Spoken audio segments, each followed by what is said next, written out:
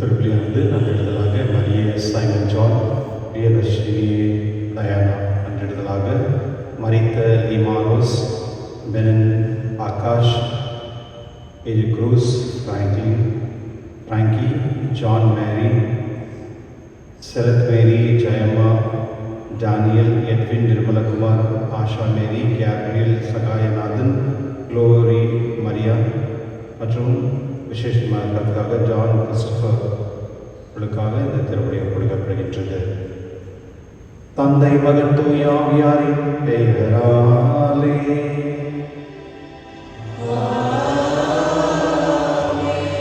நம் ஆண்டவராகிய இயேசு கிறிஸ்துவின் அருளும் கடவுளின் அன்பும் தூய ஆவியாரின் நட்புறவும் உங்கள் அனைவரோடும் இருப்பதாக.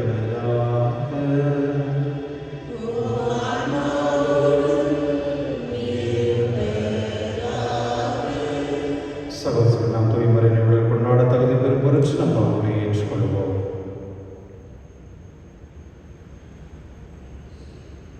எல்லா வலையிடமும் நான் சொன்னாலும் செய்தாலும் கடலை என் பாவமே என் பாவமே என் பெரும் பாவமே ஆகையால்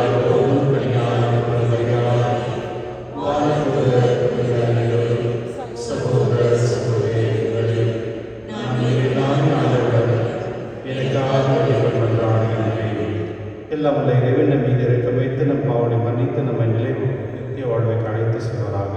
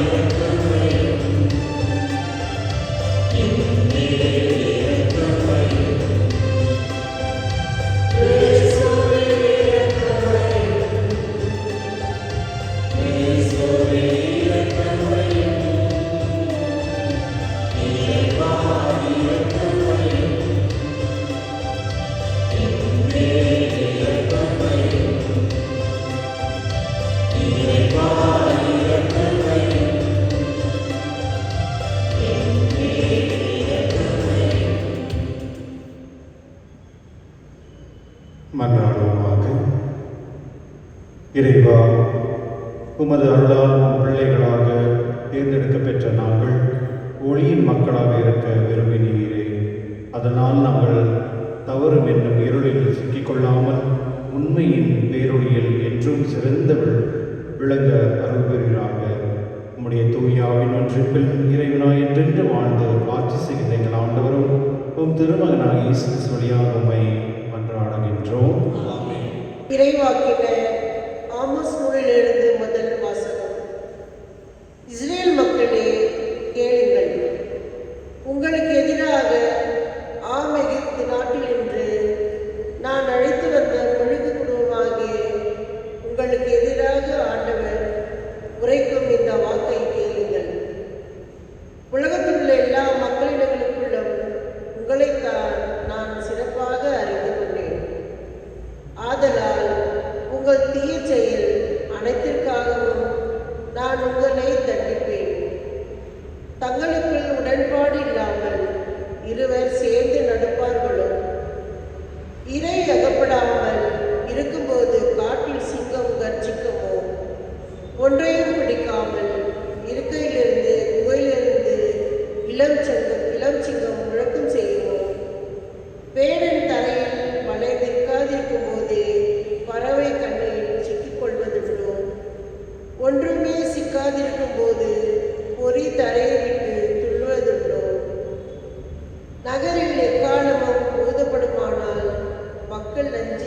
இறங்காமல் இருப்பார்களோ? ஆண்டவர் அனுப்பவில்லை எனில் நகருக்கு தீமை தானாக வந்துவிடுமோ? தம் ஊழியராகிய இறைவாக்கினர்களுக்கு தம் மறைப்பொருளை வெளிப்படுத்தாமல் தலைவராகிய ஆண்டவர் ஏதும் செய்வதில்லை. சிங்கம் கர்ஜனை செய்கின்றது, அஞ்சு நடுங்காதவர் எவர்? தலைவராகிய ஆண்டவர் பேசியிருக்க இறைவாக்கு உரைக்காதவர் எவர்? சோதம் குமராவில் மக்களை கடவுள் அழித்தது போல் உங்களுள் சிலரை அழித்தேன். நீங்களோ நெருப்பில் இருந்து இழக்கப்பட்ட கொல்லிக்கட்டை போலானீர்கள்.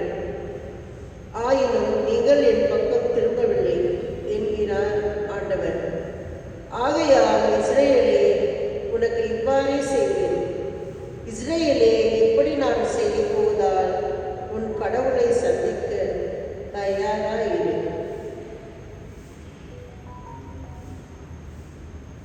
ஆண்டவர் வழங்கும் அருள் வாக்கு. இறைவா, உமக்கு நன்றி. உங்கள் பல்லவி. ஆண்டவரே, உமது நீதியின் பாதையில் என்னை நடத்தும். ஆண்டவரே, உமது நீதியின் பாதையில் என்னை நடத்தும். நீர் பொல்லாதை பார்த்து மகிழும் இறைவன் இல்லை. உமது முன்னிலையில் தீமைக்கு அவமானமிக்கு உமது கண்முன்னில் இருக்க மாட்டார். தீங்கிழைக்கும் அனைவரையும் நீர் விரிக்கின்றேன். பல்லவி. ஆண்டவரே, உமது நீதியின் பாதையில் என்னை நடத்தும். பொய் பேசுமுறை நீர் அழித்து விடுகிறீர். கொலை செய்முறை வஞ்சகரையுள் அருவருக்கின்றேன். ஆண்டவரே, உமது நீதியின் பாதையில் என்னை நடத்தும். நானோ உன் பேரருளால் உமது இல்லம் சென்றிருந்தேன். உமது திருத்தூயத்தை நோக்கி இறை சட்டத்துடன் உம்மை பணிந்திடுவேன். ஆண்டவரே, உமது நீதியின் பாதையில் என்னை நடத்தும்.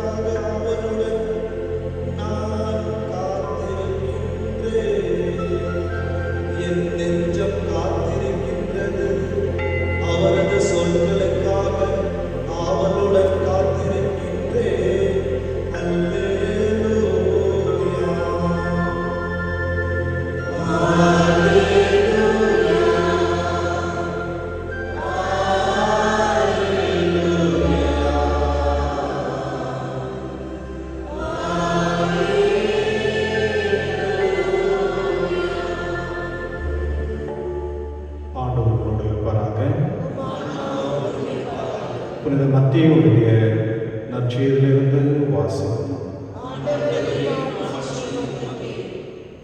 அக்காலத்தில் இயேசு படகில் ஏறவே அவருடைய சீடர்களும் அவரோடு ஏறினார்கள். திடீரென கடலில் பெரும் கொந்தளிப்பு ஏற்பட்டது. படகு மேல் அலைகள் எழுந்தன. ஆனால் இயேசு தூங்கிக் கொண்டிருந்தார். சீடர்கள் வந்து, ஆண்டவரை காப்பாற்றும், சாகப் போகிறோம் என்று சொல்லி அவரை எழுப்பினார்கள். இயேசு அவர்களை நோக்கி, நம்பிக்கை குன்றியவர்களே, ஏன் அஞ்சுகிறீர்கள் என்று கேட்டு எழுந்து காற்றையும் கடலையும் கடிந்து கொண்டார். உடனே மிகுந்த அமைதி உண்டாயிற்று. மக்கள் எல்லோரும் காற்றும் கடலும் இவருக்கு கீழ்ப்படுகின்றனவே, இவர் எத்தகையாகவரோ என்று வியந்தனர். ஆண்டவரின் அருள்வாக்கு. கிறிஸ்துவன்பான சகோதரர்களே, இன்று தாய் திருச்சபையானது இறைவாக்கினர் இரத்த சாட்சியாளர்கள் புனிதர்களுடைய விழாவை கொண்டாடுகிறது. நம்ம சொல்லணும் அப்படின்னா, நம்மள என்ன சொல்கிறாங்க, நம்ம யார்? கிறிஸ்தவர்கள். ஏன் கிறிஸ்தவர்கள் கூப்பிடுறாங்க? ஏன் கிறிஸ்தவர்கள் கூப்பிடுறாங்க? கிறிஸ்துவை பின்பற்றதுனால கிறிஸ்தவன் கூப்பிடுறாங்க. சரி, ஓகே, சரி. நம்மளுக்கு கேத்தலிக்னு கூட சொல்கிறாங்கல்ல, கத்தோலிக்க திருச்சபைன்னு சொல்லுவாங்க. ஏன் கத்தோலிக்க திருச்சபைன்னு சொல்கிறாங்க? கேத்தலிக்னா என்ன? கம்யூனிட்டி. ஓகே, பேசுகிறோம் நம்ம அனைவருமே சேர்ந்து கத்தோலிக்ன்றது வந்து கட்டடம் கிடையாது, இது வந்து ஒரு சபை. அந்த சபையை தான் கத்தோலிக்க அப்படின்னு சொல்கிறாங்க மக்கள். ஓகே, நமக்கு இன்னொரு பேர் கூட சொல்கிறாங்க, ஆர்சின்னு சொல்கிறாங்கல்ல. ஆர்சின்னா வேறு ஆர்சி, ரோமன் கேத்தலிக்ன்றது. ஏன் ரோமன் கேத்தலிக்னு சொல்கிறாங்கன்னா, நம்முடைய திருச்சபையில் வந்து நிறைய கிறிஸ்தவர்கள் வந்து ரோமாபுரத்தில் இருக்கும் பொழுது அங்கே இருக்கிற அந்த எம்பரர் நீரோ அப்படின்றவர் வந்து நிறைய கத்தோலிக்க திருச்சபையில் இருக்கிறவங்களை வந்து ரொம்ப கொடுமை பண்ணி அவங்களெல்லாம் வந்து சாவடிச்சார். அவங்கள ரத்த சாட்சிகளாக, சில பேரை வந்து நெருப்பில் போட்டு எரிச்சார், சில பேர் எண்ணெயில் போட்டு வறுத்தார், நிறைய பேரை கொலை பண்ணார். இந்த மாதிரி நிறைய கொடூரம். கடைசியில் அவர் வந்து எப்படி செத்தார்னா சூசைட் பண்ணி தான் செத்தார். சின்ன ஏஜில் தான் இருந்தார். ஏன்னா அவர் வந்து அந்த 10 வருஷம் வந்து சொல்லவே முடியாது, அவ்வளோ அளவுக்கு வந்து அந்த ரோமபுரத்தில் வந்து மக்களை வந்து அவ்வளோ கொடுமைப்படுத்தி அவர் சாவடிச்சார். அந்த சமயத்தில் வந்து விசுவாசிகளான கிறிஸ்தவர்கள் வந்து தாய் திருச்சபைக்காகவும் கடவுளுக்காக தன்னுடைய உயிரை கொடுத்தாங்க. அதனால தான் நம்மளுக்கு வந்து ரோமன் கேத்தலிக் அப்படின்னு சொல்ல பேர் வந்தது.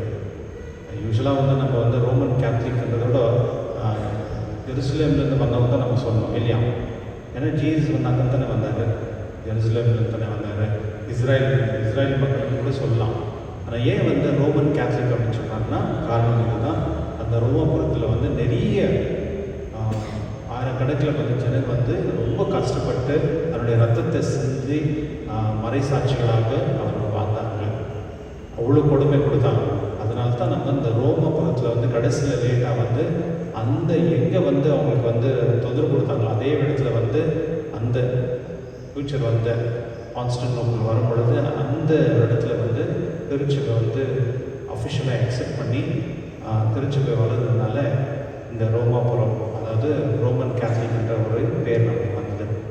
கிறிஸ்துவனுடைய திருச்சபைன்னு சொன்னாலே மக்கள் தான், அது பில்டிங் கிடையாது. இப்போ முன்னெல்லாம் வந்து அந்த காலத்தில் வந்து பஸ்திகான்னு சொல்லுவாங்க. பஸ்திகானா ஒரு ஹால், ஒரு எங்கே ஜனங்கள்லாம் ஒன்றா சேர்ந்து நடுவில் வந்து விசுவாசத்தவர்கள் எல்லாம் ஒன்று சேர்றாங்களோ அது வந்து பஸ்திகான்னு சொல்லுவாங்க அந்த காலத்தில்.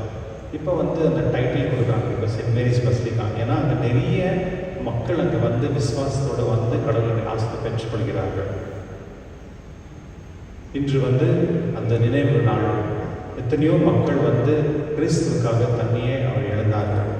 அதனால இன்று வந்து நம்ம விசேஷமாக நம்முடைய ரோமன் கேத்தலிக் சர்ச்சில் வந்து எவ்வளோ பேர் வந்து சாக்ரிஃபைஸ் பண்ணியிருக்காங்க. அவருடைய சாக்ரிஃபைஸ்னால தான் நம்ம இன்னைக்கு விசுவாசத்தில் இருக்கிறோம். அதுக்கு நம்ம கடவுளுக்கு நன்றி சொல்வோம். மற்றும் அவர்கள் மூலியமாக நாமும் இந்த உலகத்தில் வந்து விசுவாசிகளாக கடவுளுக்கு விசுவாசத்துக்காக நம்ம வாழக்கூடிய வாழ்க்கை நம்ம வாழணும் அப்படின்னு உறுதியுடன் இருப்போம். என்னுடைய நட்சத்திரத்தில் நம்ம பார்க்கும் பொழுது ஆண்டவர் இயேசு தூங்கி கொண்டிருக்கிறார். ரொம்ப ரேர் நம்ம பார்க்குறது. யூஸ்வலாக வந்து நம்ம பைபிள் படிக்கும் பொழுது அவர் வந்து ஜெபம் பண்ணுறான்னு பார்த்தோம். அவர் வந்து மக்களுக்கு வந்து நிறைய சேவை செய்கிறார். தூங்கிக்கிறாருன்றது வந்து எங்கேயுமே நம்ம கேட்குறதுல 1-2 இடத்துல மட்டும்தான் ரெஃபரன்ஸ் இருக்குது. அதுவும் அந்த பயணம் பண்ண உள்ளது. அப்போ மக்கள் வந்து அவர் அஞ்சுகிறார்கள். அவருடைய ஒருவேளை நம்ம சத்துருமா அப்படின்னு சொல்லிட்டு, ஏன்னா அந்த மாதிரி ஒரு அந்த என்ன சொல்கிறது, அங்கே கடல் வந்து பொங்கி கொந்தளிக்குது. அந்த அலைகள் வந்து பயங்கரமாக எழுந்து அவங்க ஏன்னா இறந்துருவாங்களா அப்படின்னு. ஏன்னா இவர்களெல்லாம் யாருன்னா அவங்கள மீன் பிடிக்கிறவர்கள். அவங்க ஏற்கனவே தெரியும் கடல்லாம் என்ன, ஏன்னா அந்த அலைகள் என்ன, அவங்க எப்படி வேணாலும் வந்து முயற்சி பண்ணி வந்துடலாம், ஒன்றும் பெரிய டிஃபிகல்ட்டி கிடையாது. ஆனால் அவங்களே பயப்படுறாங்க. அதாவது அவ்வளோ என்ன சொல்கிறது, நம்ம இறந்துருவோம் அப்படின்னு அந்த மீன் பிடிக்கிறவர்களே வந்து பயப்படுறாங்க அப்படின்னா அப்போ நம்ம தெரிஞ்சுக்கணும் அந்த என்ன மாதிரி அலைகள் அந்த மாதிரி பெருசாக வந்திருக்கோம் அப்படின்னு. ஆண்டவரை காப்பாற்றும் சாக போகிறோம் என்று சொல்லி அவரை எழுப்பினார்கள். அவரை எழுப்பிந்து அவருக்கும் வந்து கோபமாக இருக்கும். யாரே பாருங்க, நீங்கள் யாரை தூக்கிட்டு வரல எழுப்பினீங்கன்னா கோபம் இல்லையா? கடவுள் வந்து ஆண்டவர் இயேசு அவரை நீச்சி வந்து அவரை வந்து என்ன சொல்கிறார், நம்பிக்கை பிரியவர்களே என்று சொல்கிறாங்க. ஏன்னா அவர் இருக்கிறாருன்னு தெரியும். இருந்தாலும் அவங்களுக்கு அந்த உயிர் மேலே பயம். அதெல்லாம் அவரை வந்து அந்த என்ன சொல்கிறது, எங்கே உயிர் போயிடுமோ அப்படின்றதுல எழுப்புறதுனால அவர்கள் அவரை கண்டிக்கிறாங்க. உங்களுக்கு என் மேலே விசுவாசம் இல்லையா, நான் இருந்து கூட உங்களுக்கு என்ன பிரச்சனை அப்படின்னு. இதே கேள்வி தான் நம்மளையும் கடவுள் கேட்குறாங்க. சில நேரத்தில் நம்ம வாழ்க்கையில் அப்படியே எல்லாமே எழுதிட்டோம், எல்லாமே போயிடுச்சு அப்படின்னு நம்ம ஒரு சூழ்நிலையில் இருப்போம். அது ஏன் அப்படி வருதுன்னா, கடவுள் மேலே நம்பிக்கை இல்லாதனால தான் அப்படி வரும். எந்த வாழ்க்கையில் எந்த ஒரு பிரச்சனை வந்தாலும் அது கடவுள் பார்த்துக்குவாருன்ற நம்பிக்கை நம்மகிட்ட இருக்கணும். அது உயிர் போகிற மாதிரி இருந்தாலும் எங்கே போகும் உயிர்? இந்த உலகத்தை விட்டு கடவுள்கிட்ட போகும், அவ்வளோதான் இல்லையா? அதுக்கு மேலே என்ன இருக்குது? சில நேரத்தில் நம்ம என்ன நினைக்கிறோன்னா, நம்ம உயிர் தான் ரொம்ப இம்பார்ட்டண்ட்டு அப்படின்னு நம்ம நினச்சிக்கிறோம். ஆனால் அது உண்மை இல்லை. நம்ம ஒரு உயிர் ஒன்றும் பெரிய விஷயம் கிடையாது. நம்ம பார்த்துக்கிறோம், அவ்வளோதான். அதுக்காக நம்ம இன்னும் எவ்வளோ நாள் இங்கே வாழ போகிறோம்? ஒருவேளை பெரிய ஒரு என்ன சொல்கிறது, ஒரு பூகம்பம் என்ன ஆகுதுன்னு நினச்சிக்கோங்க. பாருங்க, ரீசெண்டாக ஒரே இடத்துல எவ்வளோ பேர் இறந்துட்டாங்க. அடுத்தது யூரோப் கண்ட்ரியில் அவ்வளோ வெயில், அவங்க வெயிலே கண்டது கிடையாது. 40, 45, 60, 70 அப்படி போயிட்டுருக்கு. ஜனங்க ஃப்ரான்ஸ் நாட்டில் மோர் தென் 1200 பீப்புள் அட் அ டைம் ஒரே நாளில் இறந்துட்டாங்க அப்படின்னு சொல்கிறாங்க. கிறிஸ்தவர்களே, உயிர் கடவுளுக்கு சார்ந்தது. அந்த உயிர் நம்மளுக்கு கடவுள் கொடுத்துருக்குறாங்க. அந்த உயிருக்கு நம்ம எப்பொழுதுமே ஒரு மதிப்பு கொடுக்கணும். நம்மளாம் சூசைட் பண்ணிக்கலாம் சாப்பிடாது, அதுக்கு மதிப்பு கொடுக்கணும். நம்மளை நம்ம பாதுகாக்கணும், கரெக்ட் தான். ஆனால் அது எப்படி இருக்கணும் அப்படின்னா, அது கடவுளுக்கு சார்ந்ததாக. என்னுடைய லைஃப் கடவுளுக்கு சார்ந்ததாக. நான் எப்போ என்னுடைய லைஃப்பை கடவுளுக்கு அர்ப்பணம் செய்கிறேனோ அப்போ கடவுள் அதை பார்த்துப்பாங்க. அந்த ஒரு நாலேஜோட, அந்த விஸ்டமோட நம்ம இருக்கணும். எப்போ நம்ம எது பார்த்தாலும் பயந்துன்னு எனக்கு இதாகிடுமா அதாகிடுமா, நான் செத்துருவேன், நான் இது பண்ணேன். நிறைய பேர் நான் எப்படி செத்துருவேன் அப்படின்னு பயப்படுறாங்க. அது ஒரு சைக்காலஜிக்கலாக ஒரு ட்ராமா. கிறிஸ்துவர்களே, ஆண்டவர் இயேசு அந்த ஏன் அஞ்சுகிறீர்கள் என்று கேட்டு எழுந்து காற்றையும் கடலையும் கடிந்து கொண்டார். உடனே மிகுந்த அமைதி ஒன்றாயிற்று. மக்கள் எல்லோரும் காற்றும் கடலில் கீழ்ப்படுகின்றனவே, இவர் இத்தகையவர் அப்படின்னு அவங்க சொல்கிறாங்க. கிறிஸ்துவர்களே, கடவுள் சில நேரத்தில் சில பிரச்சனைகள் அவராக கொடுக்கறதில்ல, அது நம்ம தான் கிரியேட் பண்ணலாம். சில நேரத்தில் இயற்கையில் வரக்கூடிய சில ப்ராப்ளம்ஸ் எல்லாம் அதுக்கு நம்ம தான் காரணம். சில நேரத்தில் மனிதன் செய்யக்கூடிய தவறுகள்னால தான் இயற்கையும் தத்தளிக்குது. சில நேரத்தில் கடவுள் அவர் ஏற்ற மாதிரி அவர் சில இயற்கை சில விஷயங்கள் அவரும் அதை உண்டாக்குறாரு, அது அவருக்கு சம்மந்தப்பட்டது. ஆனால் ஒன்று மட்டும் நிச்சயம், நம்முடைய லைஃப் கடவுளோடு இருக்குது. இதை நம்ம நம்பணும். எப்போ நம்ம என்னுடைய லைஃப் முழுதுமே கடவுள் கண்ட்ரோல் பண்ணுறாரு, அவருடைய அண்டரில் இருக்குது, அவரை நம்பி தான் நான் வாழணும் அப்படின்னு நம்ம நினைக்கிறோமோ, அப்பொழுது தான் நம்முடைய லைஃப் ஒரு மீனிங்ஃபுல்லாக இருக்குது. கிறிஸ்துவன் இன்று விசேஷமாக கடவுள் ஜெபிப்போம். உலகத்தில் நிறைய இந்த மாதிரி புயல் காற்று, இந்த மாதிரி ஒரு கடல் எப்படி வந்ததோ அது போல் நம்ம லைஃப்பில் நிறைய அலைகளெல்லாம் வரும். அதுக்கு பயப்படாமல் கடவுள் நம்ம கூட இருக்கிறார் அப்படின்ற நம்ம நினைவோடு இருந்தோன்னா அது ஆட்டோமேட்டிக்காக அதே சமாதானம் போயிடும். அது இல்லாமல் கடவுளை நம்பி நம்ம வாழும் பொழுது கடவுள் நம்மளை பார்த்து காப்பார்.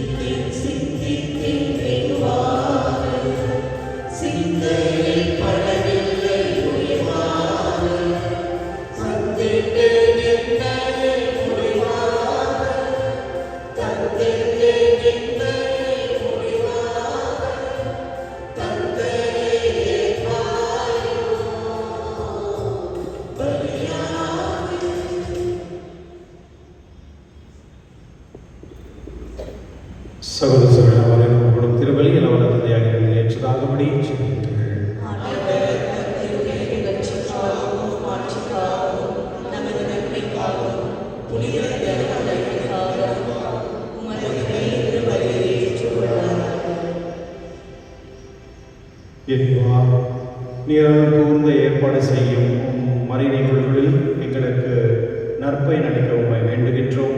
அதனால் எங்கள் பணியின் புனித காணிக்கைகளால் உமக்கு ஏற்றவையாக இருப்பதாக எங்கள் ஆண்டவராக இயேசு கிறிஸ்து வழியாக உம்மை மன்றாடுகின்றோம். ஆண்டவர் உங்களோடு இருப்பதாக. இதை எங்களை ஆண்டவரிடம் எழுப்புங்கள். நம் இறைவனாகிய ஆண்டவருக்கு நன்றி கூறுவோம். ஆண்டவரே, பரிசுத்த எல்லாம் வல்ல நித்திய இறைவா, எங்கள் ஆண்டவராக கிறிஸ்து வழியாக என்னாலும் இடத்தில் நான் உங்களுக்கு நன்றி செலுத்துவது மெய்யாகவே தகுதியும் நீதியுமாகும். எங்கள் கடமையும் மீட்புக்குரிய செயலமாகும். கிறிஸ்து மனிதர் பிள்ளைகளை கண்டு இரக்கம் என்று கண்ணியம் என்பது பிறக்க திருவுள்ளமானார். சிலுவையில் பாடப்பட்டு எங்களை நித்திய சார்பிலிருந்து விடுவித்தார். இருந்தோறும் இருந்து உயிர்த்தெழுந்து நித்திய வாழ்வை எங்கள் கழித்தார். ஆகவே தூதர் ஆதிதோர்னார் என்னை சொல்வோர் ஆட்சிகள் மற்றும் வானசங்கனிகள் அனைவரோடும் சேர்ந்து நாங்கள் உமது மகிமை புகழ்ந்து பாடி முடிவின்றி சொல்வதாவது: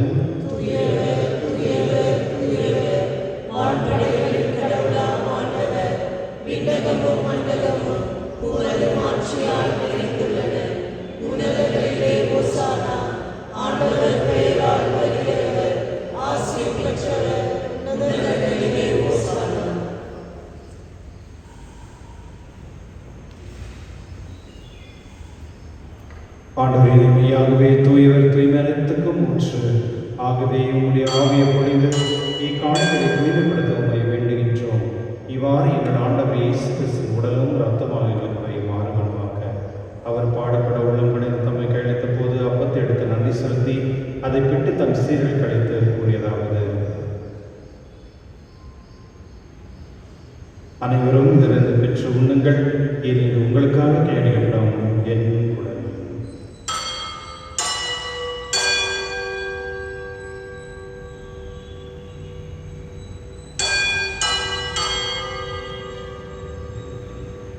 அவர் நம்மை இருந்து அருந்திய பின் எண்ணத்தை எடுத்து மீண்டும் ஒரு நன்றி கூறி தம் சீரல் கழித்தவர் கூறியதாவது: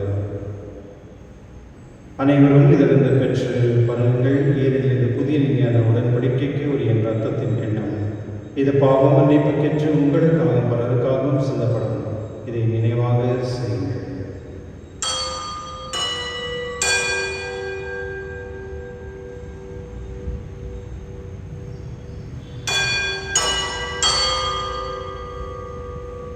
நம்பிக்கையின் மறைபொருள்: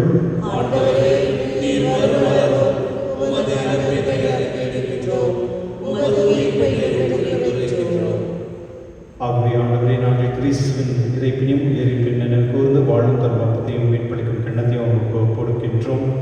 திருமணம் ஒன்று உமக்கு ஊழியப்புரிய தகுதியுடன் நீங்கள் ஏற்றுக்கொண்டு எனவே உங்கள் நன்றி செலுத்துகின்றோம். மேலும் கிறிஸ்துவின் உடலிலும் ரத்தத்திலும் பங்கு கொள்ளும் எங்களை தூயாவில் கொண்டு சேர்க்க வேண்டும் என தாழ்மனை கொண்டாடுகின்றோம். ஆண்டவரே, உலகெங்கும் பரவிருக்கும் திருவை நினைவு கூர்ந்தருளும். எங்கள் திருத்தந்தை லியோ, எங்களாய் பீட்டர் எல்லா திருநீராகிற அனைவரோடும் திரு அன்பின் இருக்கிற செய்திருளும். மேலும் உயிர்த்தொழும் எதிர்நோக்கும் தொழில் கொள்ளும் எங்கள் சகோதர சகோதரியும் இறந்தோர் அனைவரும் இரக்கத்துடன் நினைவு கூர்ந்து உமது திருமண் மொழியில் ஏற்றிடணும். எங்கள் அனைவர் மீதும் இரக்கமாயிரம். கடவுள் கணித்தான புனித மரியாதை கணவனான புனித யோசேப், புனித திருத்தூதர்களை உலகில் உமக்கு உந்தவராக இருந்தவராகிய புனித அனைவரோடும் நாங்கள் நிலைவாழ்வில் பங்கு கொள்ளும் தகுதி பெற்று உம் திருமகன் இயேசு கிறிஸ்துவின் உம்மை புகழ்ந்தேத்து மரமுள்ள உம்மை மன்றாடுகின்றோம்.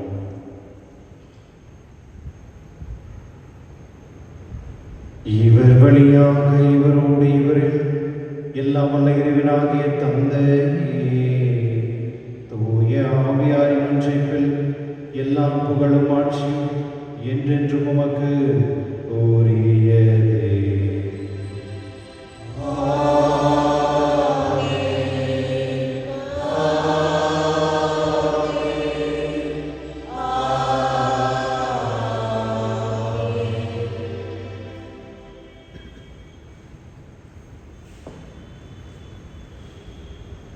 கிறிஸ்துவனுடைய இந்த நற்செய்தி பார்க்கும்போது அவர் தூங்கிட்டார் என்று எழுப்பிருந்தாலும் அவர் கோவப்படுறார்.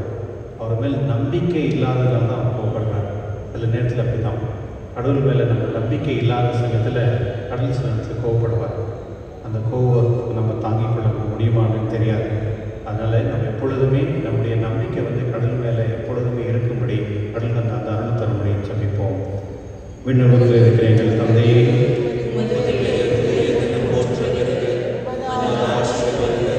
உமது திருவுளம் விண்ணுலகில் நிறைவேறுவது போல மண்ணுலகிலும் நிறைவேறுக. எங்கள் அன்றாட உணவை இன்று எங்களுக்கு தாரும். எங்களுக்கு எதிராக குற்றம் செய்வோரை நாங்கள் மன்னிப்பது போல எங்கள் குற்றங்களை மன்னியும்.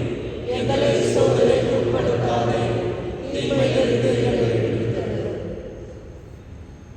ஆண்டவரே, தீமையிலிருந்து எங்களை விடுவித்து எங்கள் வாழ்நாளில் அமைதியும் கடின நலமாய் மன்றாடுகின்றோம். உமது இரக்கத்தின் உதவியால் நாங்கள் பாவத்திலிருந்து இப்பொழுது விடுதலை பெற்றிய யாதொரு கலக்கமின்றி நலமாயிருக்குமாக. நாங்கள் எதிர்நோக்கிற்கு பேரின்பத்துக்காக மீட்பராக இயேசு கிறிஸ்து வரைக்காக காத்திருக்கின்றோம். ஏனெனில் ஆட்சியும் வல்லமையும் ஆட்சியும் என்றென்றும் உமது.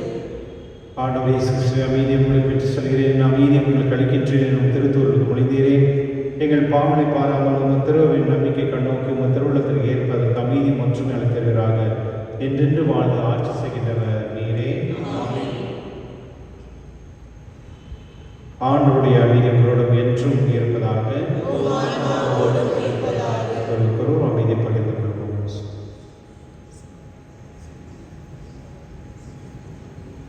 உலகின் பாவம் போக்கும் இறைவனின் செம்மறியே, எங்கள் மேல் இரக்கம் வையும்.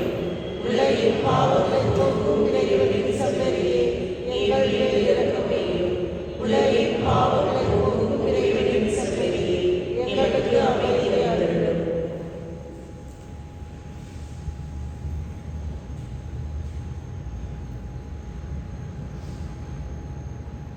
இதோ இறைவன் செம்மறி, இதோ உலகின் பாவங்களை போக்குபவர், செம்மறியிலிருந்து கலக்கி பெற்றோர் பெயர் பெற்றோர். என் ஆண்டவரே, தேவரீர் எழுந்தருள நான் பாவத்தியற்றவன். ஆனால் ஒரு வார்த்தை மட்டும் சொல்லிவிடும் எனதால்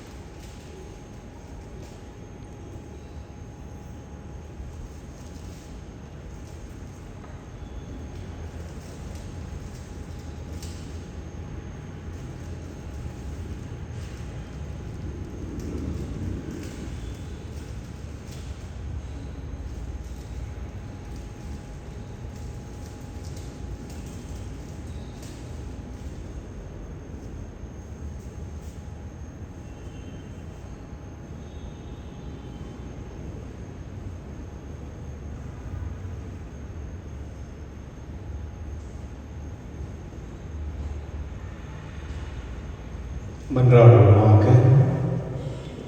ஆண்டவரே, நாங்கள் ஒப்புக் கொடுத்து உணவாக உட்கொண்ட இப்புனித பலிப்பொருள்களை எங்களுக்கு வாழ்வுக்கு அளிக்க உம்மை வேண்டுகின்றோம்.